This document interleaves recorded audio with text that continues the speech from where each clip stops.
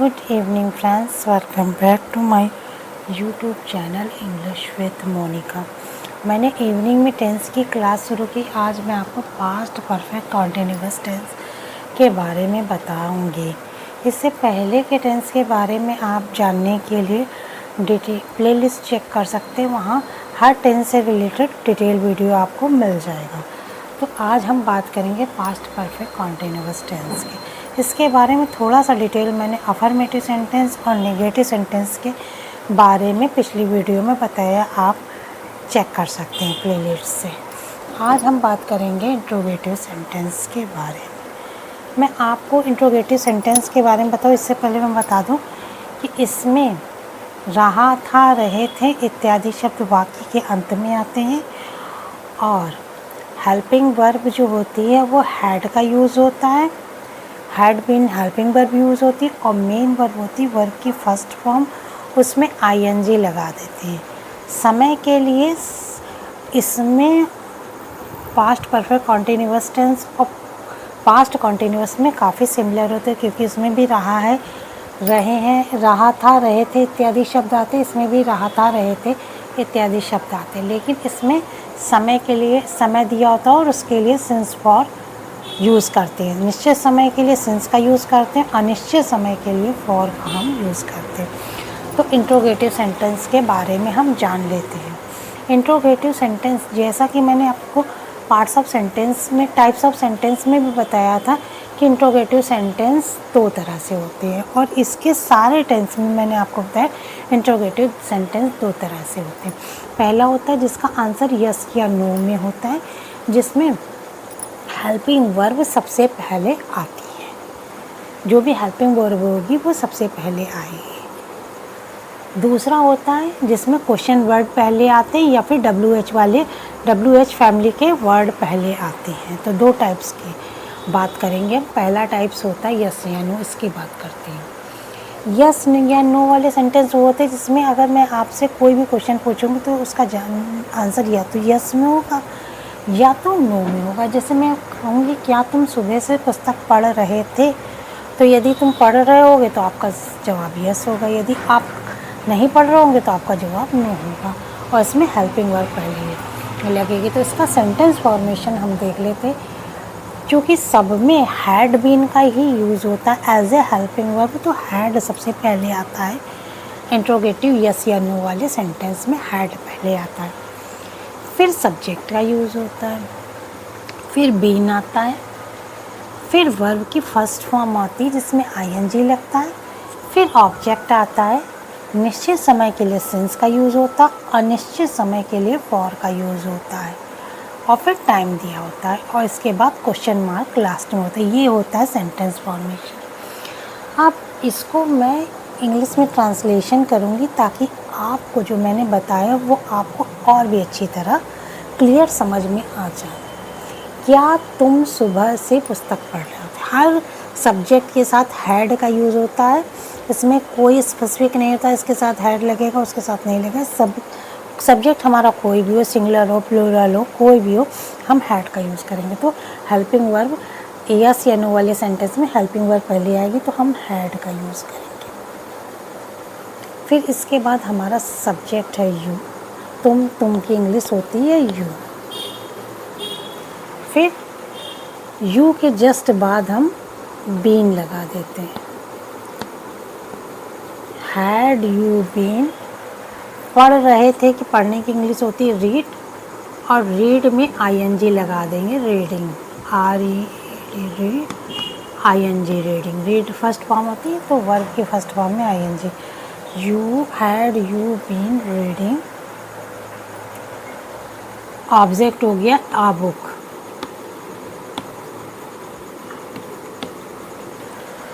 अब चूँकि सुबह एक निश्चित समय होता है, 2 घंटा, 1 सप्ताह, 1 महीना, 1 वर्ष, ये अनिश्चित समय होता है। सुबह एक निश्चित समय से तुम पढ़ रहे हो तो इसके लिए सिंस लिखेगा, since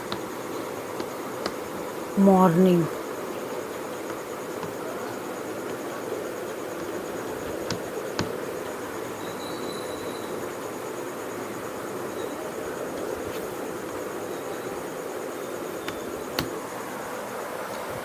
had you been reading a book since morning.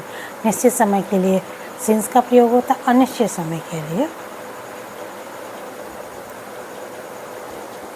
For का यूज़ होता है। क्या तुम 3 वर्षों से यहाँ रह रहे थे? इसमें भी हैड पहले आएगा क्योंकि ये यस या नो वाला इंट्रोगेटिव हैड, फिर हेल्पिंग वर्ब हमारा सब्जेक्ट हमारा यू है, यू, फिर बीन। रहने की इंग्लिश होती है लिव और लिविंग, आईएनजी वाली फॉर्म लग जाएगी लिविंग। ऑब्जेक्ट है हमारा hair.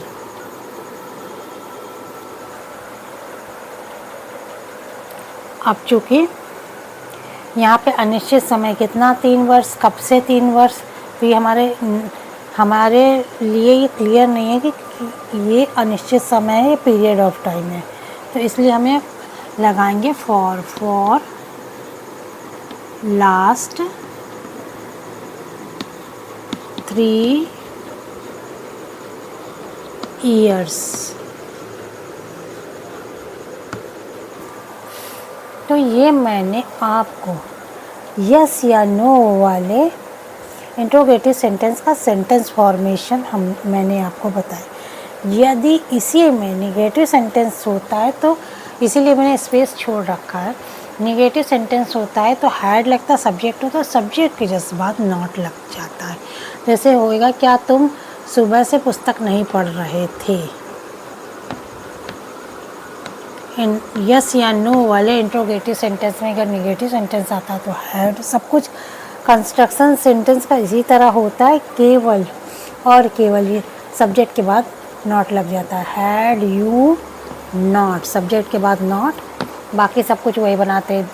Not been reading a book since morning. इसमें देख लेते हैं, क्या तुम 3 वर्षों से यहाँ नहीं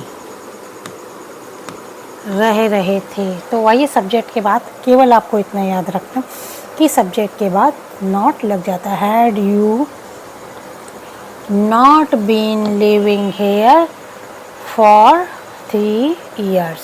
तो मैंने आपको यस या नो वाले अफर्मेटिव सेंटेंस के बारे में, इंट्रोगेटिव सेंटेंस में यस या नो वाला होता है, उसमें पॉजिटिव सेंटेंस का सेंटेंस फॉर्मेशन और नेगेटिव सेंटेंस का सेंटेंस फॉर्मेशन ईजी वे में बता दी। अब हम बात करेंगे जब WH वाले फैमिली वाले वर्ड लगते हैं तब हम उनका कंस्ट्रक्शन कैसे करते हैं। बाकी कंस्ट्रक्शन सब कुछ वही इसी तरह होता है, केवल WH वाले वर्ड लगा देते। हैड होगा, सब्जेक्ट होगा, बीन होगा, वर्ब के साथ फर्स्ट फॉर्म में ING लगेगी, ऑब्जेक्ट लगेगा, फॉर लगेगा, टाइम होगा, बाकी सब कुछ वही रहेगा, केवल हम WH वाले वर्ड यहाँ पे लगा देंगे पहले, हैड से पहले, बाकी सब वही रहेंगे। पिछले 3 वर्षों से तुम कहाँ रह रहे थे? तो कहाँ की इंग्लिश पहले हम बनाएंगे, कहाँ की इंग्लिश होती वेयर, फिर बाकी सब कुछ वही रहेगा। हैड लगेगा, वेयर हैड, फिर सब्जेक्ट हमारा यू है, यू, बीन लिविंग,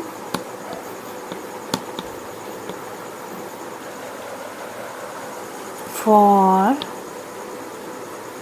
इसमें ऑब्जेक्ट नहीं है, फॉर अनिश्चित समय इसलिए फॉर लास्ट 3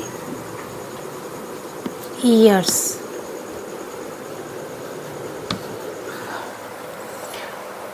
अब सेकंड सेंटेंस है क्वेश्चन वर्ड वाला या WH वाला सेकंड सेंटेंस है।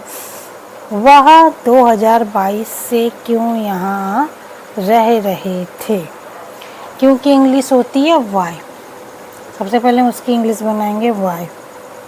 क्वेश्चन वर्ड की इंग्लिश या WH वाले वर्ड की इंग्लिश पहले बनाएंगे वाई, फिर हेल्पिंग वर्ब हैड, फिर सब्जेक्ट हमारा ही, फिर बीन,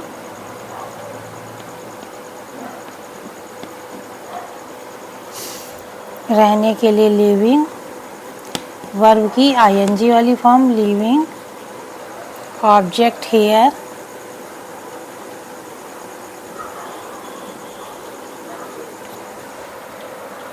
अब एक निश्चित समय 2022 एक निश्चित टाइम दे दिया गया, तो यहाँ पर हम सिंस का यूज़ करेंगे। सिंस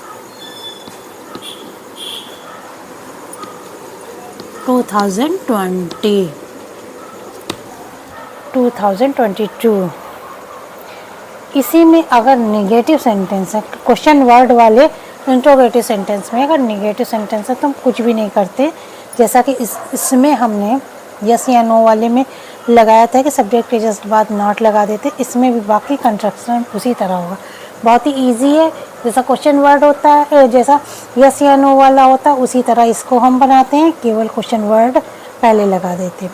निगेटिव सेंटेंस अगर इनमें होता है, यस या नो वाले में निगेटिव सेंटेंस होता है या क्वेश्चन वर्ड वाले में निगेटिव सेंटेंस होता है, तो हम सब्जेक्ट के सब में यही रूल फॉलो होता है, सब दोनों में सब्जेक्ट के जस्ट बाद नॉट लगाते थे।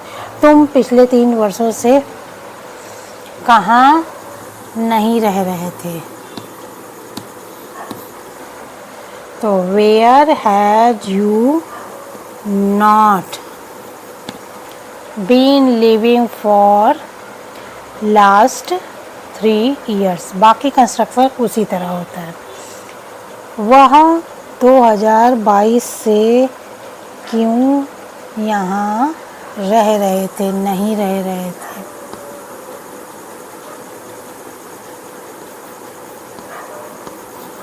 बाकी फॉर्मेशन ऐसे उसी तरह होता है। क्वेश्चन वर्ड हैड, सब्जेक्ट के जस्ट बाद not been living here since 2022। तो मैंने आज आपको पास्ट परफेक्ट कॉन्टिन्यूअस टेंस के इंट्रोगेटिव सेंटेंस, जिसमें क्वेश्चन वर्ड वाले होते हैं, WH वाले वर्ड होते हैं, उसका सेंटेंस फॉर्मेशन बताया। उसमें भी अगर निगेटिव सेंटेंस हो तो उसका कंस्ट्रक्शंस कैसे होता है इसके बारे में बताया। फिर से मैं बता दूं, इसमें हैड होता है, सब्जेक्ट होता है, यस या नो वाले में हैड होता है, सब्जेक्ट होता है, फिर बीन होता है, फिर वर्ब की फर्स्ट फॉर्म होती है, फिर ऑब्जेक्ट होता है, फिर सिंस या फॉर दिया रहता है, टाइम दिया रहता है।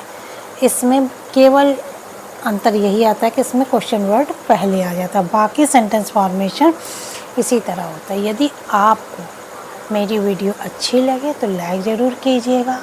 आपका टेंस लगभग समाप्त हो गया है, केवल मुझे आपको फ्यूचर परफेक्ट कॉन्टिन्यूअस टेंस के बारे में डिटेल में बताना है। मैंने सारे टेंस के बारे में आपको बताया है। अगर आप जानना चाहते हैं तो आप प्लेलिस्ट में सारे टेंस के बाद से रिलेटेड डिटेल वीडियो आपको मिल जाएगी। मैंने छोटी छोटी क्लासों के through easy to easiest way में आपको टेंस समझाने की कोशिश की। यदि आपको मेरी वीडियो अच्छी लगी तो लाइक ज़रूर कीजिए, मेरे चैनल को ज़रूर सब्सक्राइब कीजिए। आपको कुछ भी रटने की ज़रूरत नहीं पड़ेगी, केवल आप मेरी वीडियो देखेंगे। अगर आप कॉम्पिटिटिव एग्ज़ाम की तैयारी कर रहे हैं या फिर 9th high school first year inter के जो स्टूडेंट हैं या आपके घर में कोई स्टूडेंट है, तो आप मेरे वीडियो को रिकमेंड करें। उनको बिना ही याद करे, बिना रटे, आपको टेंस के बारे में बहुत ही अच्छी जानकारी हो जाएगी। तो अब मैं जब future perfect tense continuous tense के बारे में बता दूंगी तो मैं डायरेक्ट इनडायरेक्ट की क्लास स्टार्ट करूंगी। मेरी जो भी क्लास रहेगी वो 9th 10th first year inter के स्टूडेंट को और कॉम्पिटिटिव एग्ज़ाम के स्टूडेंट को बेस्ड करके ही मैं ये वीडियो तैयार करती हूँ। तो मेरे चैनल को ज़्यादा से ज़्यादा लाइक, सब्सक्राइब और शेयर कीजिए। आपके यहाँ जो भी इससे रिलेटेड स्टूडेंट हैं जिनको कि इंग्लिश ग्रामर में बेसिक नॉलेज चाहिए और इजी नॉलेज चाहिए, तो उनको मेरे वीडियो सजेस्ट कीजिए। Thank you for watching my video. Have a nice day, keep watching.